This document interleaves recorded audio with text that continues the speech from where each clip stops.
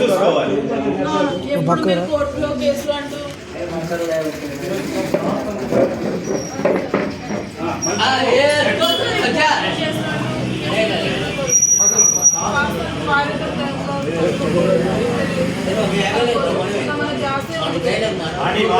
Please వాణి ఈ ఒక్కసారికి నన్ను వదిలే. ఇది చాలా ఇంపార్టెంట్ అయిన కేసు.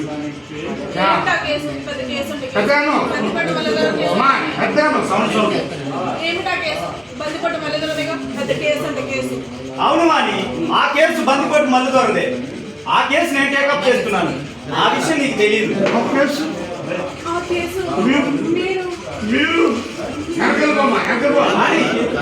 అయినా ఎందుకు భయపడుతున్నావు? వాడు కొమ్మలు తిరిగిన మనగాడా, రక్తం తాగే రాక్షసుడా, దొంగ, అడవి దొంగ, అడవిలో జంతువులను చంపి వాటితో వ్యాపారం చేస్తూ అటు ఎర్ర ఇటు చెట్టు నరికి సొమ్ము చేసుకునే ఒక కన్నింగ్ పేరు.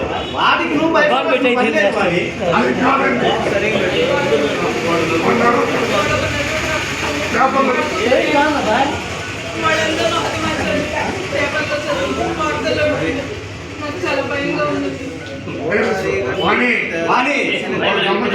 వాడు దొంగచాటుగా ప్రభుత్వ ఉద్యోగం అందరూ నాతో మార్చిన మాట నిజమే. కాలం ఎప్పుడు ఒకరికే అనుకూలంగా ఉన్నాడు. నిన్నటి వరకు వాడికి కాలం అనుకూలించింది, ఇప్పుడు చట్టానికి అనుకూలిస్తుంది. అవును వాణి, నిన్న వాళ్ళ నల్లమల్ల అడవుల్లో వాళ్ళ గ్యాంగ్ సమావేశం అవుతుందని సమాచారం అందుకున్న పోలీసులు చుట్టుముట్టారు. వాళ్ళ చుట్టుముట్టి కాల్పులు జరిపారు.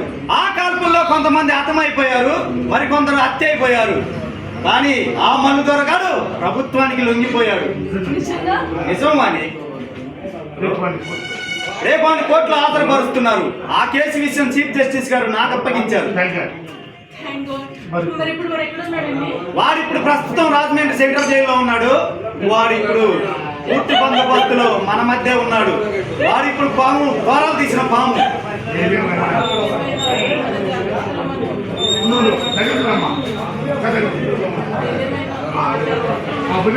వాడే నీకెన్నిసార్లు చెప్పాను నాకు పిరికి మందు పోయి వద్దని.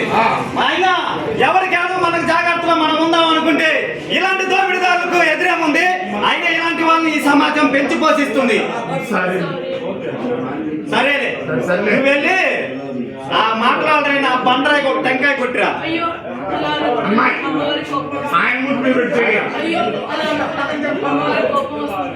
ప్రస్తుతం ఇక్కడ నుంచి తమ వెళ్ళలేదంటే నా కోపం వస్తుంది.